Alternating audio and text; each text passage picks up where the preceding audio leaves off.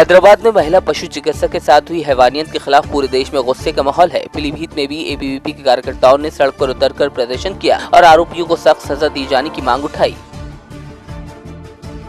देखिए, हम लोग अखिल भारतीय विद्यार्थी परिषद का केंद्रीय आह्वान था और हम लोगों की जिम्मेदारी थी कि कुछ एक डॉक्टर जो वेटरनरी डॉक्टर की रात के समय जा रही थी, उसकी स्कूटी पंचर हो गई है, उसने किसी से मदद मांगी। उन्होंने मदद करने की बजाय उसके साथ सामूहिक दुष्कर्म किया और उसकी निर्मम हत्या कर दी। आज का ये समय है कि आप ये देख सकते हैं कि एक कोई आपसे मदद मांग रहा है, कोई भी लड़की या कोई महिला आपसे मदद मांग रही है, तो वो ये भी अपेक्षा नहीं कर सकती कि आप उसकी मदद ना करें, लेकिन फिर उसके साथ इस तरह की घटना को अंजाम दे रहा है। इसलिए विद्यार्थी परिषद ने यहाँ पर ही नहीं, पूरे भारत में हर कॉलेज, हर कैंपस के अंदर विरोध प्रदर्शन किया है और ये विरोध प्रदर्शन तब तक जारी रहेगा जब तक उसको न्याय नहीं मिलता। और मैं बताना चाहूँगा कि हम उसके परिवार के साथ दृढ़ता से खड़े हुए हैं। और मैं ये भी कहना चाहता हूँ कि तेलंगाना सरकार के जो गृह मंत्री का बयान आया है कि उसे सबसे पहले पुलिस को फ़ोन क्यों नहीं किया, उसने अपनी बहन को फ़ोन क्यों किया, तो मैं कहना चाहता हूँ बुरे वक्त में अपना व्यक्ति अपने घर वालों को याद करता, उसका दिमाग उस समय नहीं ये चलता कि मेरे साथ ये हो जाएगा। कोई अपना भविष्य नहीं जानता। अगर उसे मालूम होता कि मेरे साथ ये हो जाएगा तो हो सकता है कि वो फ़ोन पुलिस को करता। हम आपको यहाँ पे बताना चाहूँगी कि जो आरोपी पकड़े गए हैं, ऐसे कई कांड हुए जो हर सरकार में हुआ है। इसमें सरकार कहीं दोषी नहीं है। इसमें जब तक हम महिलाओं को बराबर भागीदारी नहीं मिलेगी, महिलाओं को छूट नहीं मिलेगी, हम उस माँ के साथ खड़े हैं। लेकिन माँ का दर्द हम लोग एक बेटी का भी समझ सकते हैं, एक माँ के भी दर्द समझ सकते हैं। जब तक हम महिलाओं को छूट नहीं मिलेगा कि हम महिलाएं उनके साथ क्या कर सकते। आरोपी को आपने गिरफ्तार कर लिया, वो बंद रहेंगे। जब तक हम सरेआम उनको फांसी नहीं दे सकते, सरेआम हम उनको सज़ा नहीं दे सकते, तब तक हम लोग सुरक्षित नहीं हैं, अपने घर में सुरक्षित नहीं। हमारी बेटियां शाम के 6 बजे तक वो डरती हैं, कॉलेज जाती हैं, नौकरी करती हैं, अंधेरा होते हमारी बेटियां डरने लगती हैं। तो जब हम अपने घर में, अपने देश में सुरक्षित नहीं हैं, तो हम बाहर सुरक्षित किसी हाल में नहीं हैं। तो मैं उस माँ के साथ खड़ी हूँ, पर उस माँ के दर्द को भी मैं समझ रही हूँ कि उसकी माँ की कोई गलती नहीं, उसके बेटे की गलती है। फिर भी वो कह रही कि हमारे बेटे को सरेआम आप जला दो। जलाने का मतलब ये नहीं कि एक को जलाओ। हम कहते जितने भी कांड हुए, चाहे वो निर्भया कांड की केस हो, चाहे और तमाम केसे हुए बहनों के साथ, बेटियों के साथ, उन सबको खड़ेआम सबके सामने खड़े खड़े फांसी दे दो। देश भर में बढ़ती प्याज की कीमतों से हाहाकार मचा हुआ है। चंदौली के मुगलसराय में समाजवादी पार्टी के कार्यकर्ताओं ने विरोध प्रदर्शन किया। प्याज और लहसुन की बड़ी कीमतों के खिलाफ सपा कार्यकर्ता गले में प्याज की माला पहनकर सड़क पर निकले। इस दौरान केंद्र और प्रदेश सरकार के खिलाफ नारेबाजी की गई। सपाइयों ने मांग करते हुए कहा कि जल्द से जल्द प्याज की कीमतों पर नकेल कसी जाए। साथ ही कहा गया कि भाजपा सरकार हर मोर्चे पर फेल नजर आ रही है। ये हम लोग समाजवादी पार्टी जनपद चंदौली के तत्वाधान में लहसुन का दाम 250 और लगभग प्याज का दाम 125 रुपया हो गया है। इसी विरोध में हम लोग आज चकिया तिराहे पे उसका माला पहन करके हम लोग विरोध प्रदर्शन किए हैं और ये सरकार को एक संदेश देने का काम किए हैं कि भारतीय जनता पार्टी की सरकार पूरी तरह फेल हो चुकी है। चाहे वो किसानों का सवाल हो, चाहे व्यापारियों का सवाल हो, चाहे छात्रों का सवाल हो, चाहे नौजवानों का सवाल हो, पूरी तरह भारतीय जनता पार्टी फेल हो चुकी है। हम लोग इसका घोर निंदा करते हैं। जो एक लहसुन और प्याज किसान और आम गरीब का एक भोजन था, उसको भी सरकार ने छीनने का काम किया है। इससे निंदनीय कोई कार्य नहीं हो सकता। चंदौली के नक्सल प्रभावित नौगढ़ थाना क्षेत्र स्थित रिठिया गांव में पट्टीदारों का विवाद इतना बड़ा कि जमकर लाठियां चली, जिसमें एक व्यक्ति का सर तक फट गया। 8 लोग घायल हुए हैं। इस पूरी घटना का एक वीडियो सोशल मीडिया पर वायरल है। फिलहाल पुलिस ने दोनों पक्षों की तहरीर के आधार पर आधा दर्जन लोगों के खिलाफ मुकदमा दर्ज किया है। औरैया के प्राथमिक स्कूल ढरकन की एक टीचर पर गंभीर आरोप लगे हैं। कहा जा रहा है कि टीचर रुचि त्रिपाठी बच्चों से सफाई से लेकर अपने घरेलू कपड़े तक धुलवाती हैं। शिक्षा विभाग के आला अफसर जानबूझकर इस टीचर के साथ अपनी सहानुभूति बनाए हुए हैं, जबकि आरोपी महिला शिक्षक पर सख्त कार्रवाई होनी चाहिए। देखना ये होगा कि मीडिया में मामला सामने आने के बाद विभाग कोई कदम उठाता है ही नहीं। बागपत पुलिस ने बड़ी कार्रवाई को अंजाम देते हुए 2 फैक्ट्रियों से जींस चोरी करने वाले शातिर गिरोह को गिरफ्तार किया। गिरोह के 5 सदस्य पुलिस के हत्थे चढ़े, जिनकी निशानदेही पर चोरी में इस्तेमाल की जाने वाली बोलेरो पिकअप और 5000 से ज्यादा जींस बरामद की। गिरोह के 2 अन्य सदस्य फरार बताए जा रहे हैं, जिनकी पुलिस तलाश कर रही है।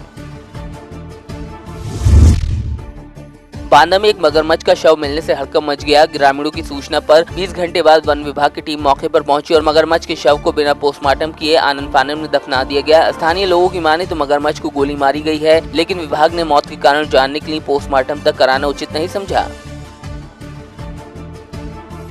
मगरमच्छ जो है बारी लगाने वाले हैं जी, और मछुआरों ने बताया कि मगरमच्छ आ गया है। तो मैं स्वयं गया तो वहाँ देखा तो मृत अवस्था में पड़ा था।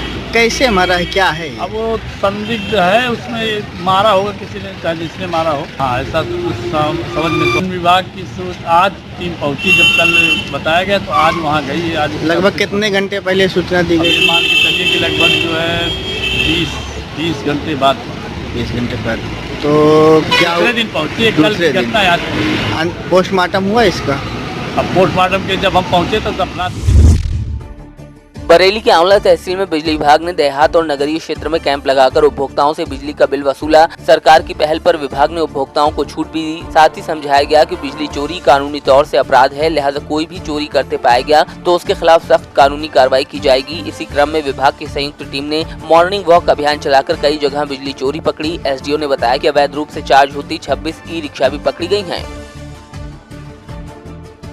आज सुबह हम लोगों ने शासी अभियंता के निर्देशन में मॉर्निंग रेड की, वजीरगंज अड्डे पे की और पक्का कटरा में की।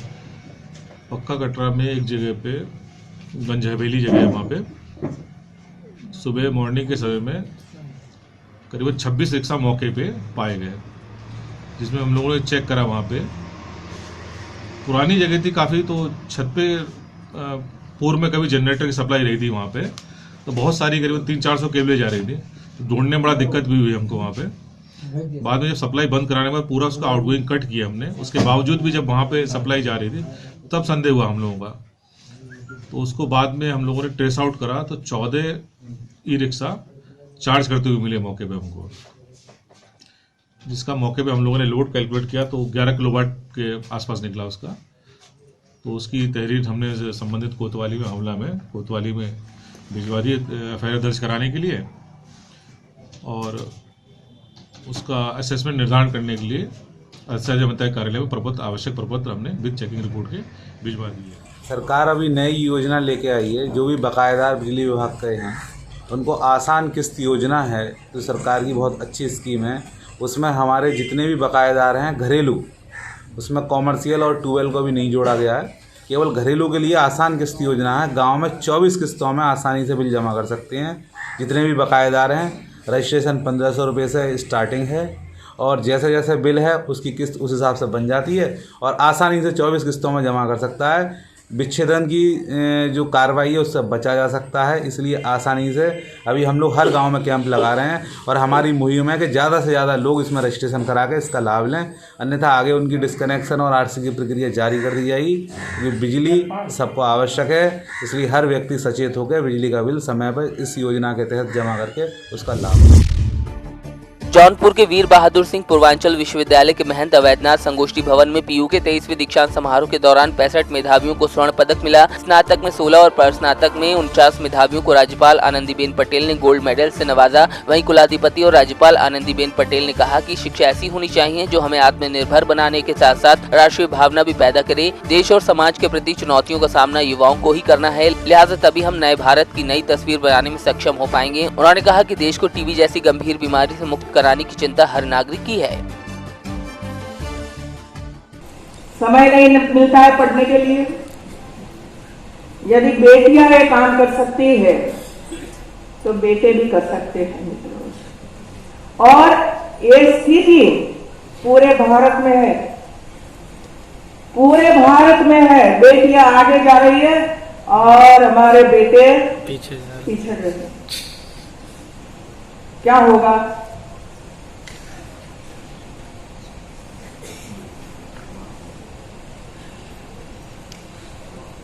इस विश्वविद्यालय की छात्राओं ने बौद्धिक क्षमता में छात्रा से बाजी मारी है। छात्र भी अपनी क्षमता को और आगे बढ़ाए मित्रों, आप में भी ताकत है। नांदेड़ में 20 साल से होमगार्ड की नौकरी कर रहे महिला पुरुष होमगार्ड सरकारी परीक्षा में फेल हो गए, जिन्हें जीआर के मुताबिक 1 महीने की ट्रेनिंग देकर दोबारा नौकरी पर रखने की मांग की गई। होमगार्ड प्रमुख ने अपने साथियों के साथ जिलाधिकारी को ज्ञापन दिया। मांग पूरी नहीं होने पर अनशन की चेतावनी दी गई है। दमोह में विश्व विकलांग दिवस के मौके पर तमाम कार्यक्रमों का आयोजन किया गया। कलेक्टर तरुण वराठी ने दिव्यांग बच्चों के बीच पहुंचकर घंटों उनका हौसला अफजाई की। दरअसल तहसील मैदान स्थित मूक बधिर स्कूल में रहकर आधा सैकड़ा बच्चे शिक्षा ग्रहण कर रहे हैं। ये बच्चे विभिन्न मापदंडों में विकलांग हैं, लिहाजा विश्व विकलांग दिवस के मौके पर इन बच्चों ने खेल कूद प्रतियोगिता और सांस्कृतिक कार्यक्रमों में हिस्सा लिया। आज का दिन आप लोगों के लिए है और आज जिला प्रशासन की ओर से बहुत सारी प्रतियोगिताएं, सांस्कृतिक कार्यक्रम ये सब आयोजित हुए हैं। आज आप देख रहे होंगे यहाँ पे टेंट भी लगाया गया है।